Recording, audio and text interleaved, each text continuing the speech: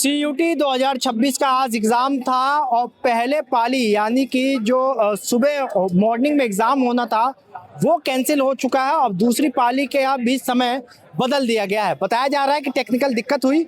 NTA इस पूरे exam को कंडक्ट करवाता है। मेरी मौजूदगी नोएडा के सेक्टर 64 स्थित आदर्श परीक्षा केंद्र पे आप तस्वीरों में देख सकते हैं किस तरीके से यहाँ पे आदर्श परीक्षा केंद्र के बाहर बड़ी संख्या में जो पेरेंट्स हैं और जो स्टूडेंट्स हैं वो पहुँचे हुए हैं।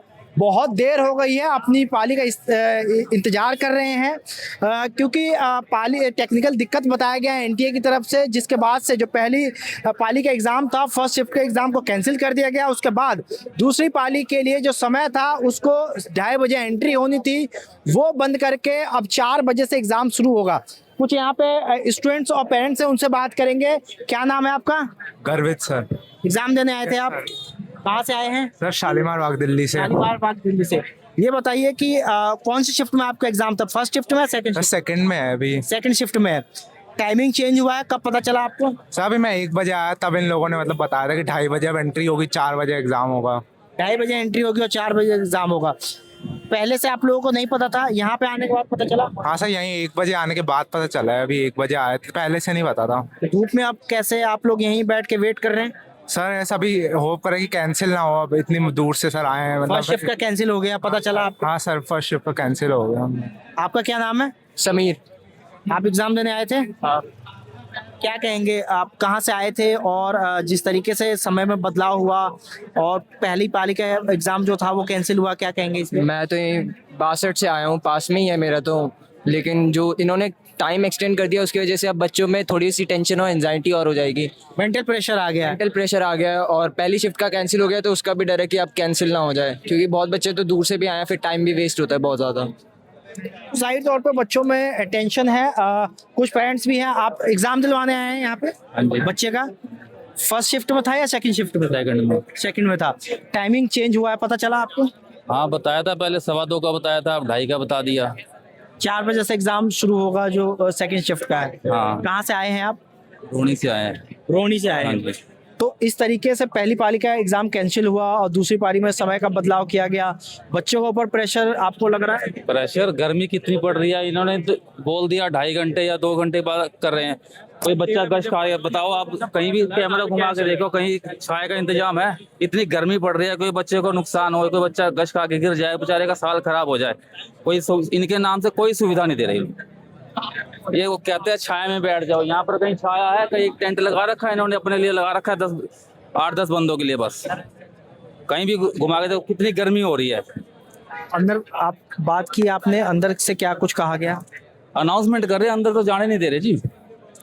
तो ये बच्चे और पेरेंट्स जो हैं वो परेशान हैं। आप भी एग्जाम दिलवाने आए हैं? हाँ जी सर, मैं भी एग्जाम दिलवाने आया हूँ। बच्चे का अपने? बच्चे का जी। कौन से शिफ्ट में था? शिफ्ट तो ये अब 2:30 बजे जो एंट्री होगी उसमें है। तो क्या पता चला अब यहाँ पे आए, लेट हो गया है एग्जाम? नहीं, एग्जाम तो लेट का पता नहीं है, लेकिन जो एंट्री 2:30 बजे की है उसमें ये है कि बच्चों के जो है बाहर गर्मी में जो है कोई सुविधा नहीं दे रखी इन्होंने। सबसे बड़ी बात ये है, जैसे भी भाई साहब ने थोड़ी देर पहले कहा कि जो है कोई बच्चा गस खा के गिर जाए, फर्स्ट एड का कोई इंतजाम नहीं है, बस परेशान होए, बच्चे का साल खराब होए। सबसे बड़ी बात यही है। पहली पाली का जो एग्जाम था वो कैंसिल हो गया, आपको पता है? हाँ जी, हुआ था। तो जो है इसका भी भरोसा नहीं है इस हिसाब से। तो सेकंड शिफ्ट का भी भरोसा नहीं है। बच्चे लगातार यहाँ वेट कर रहे हैं।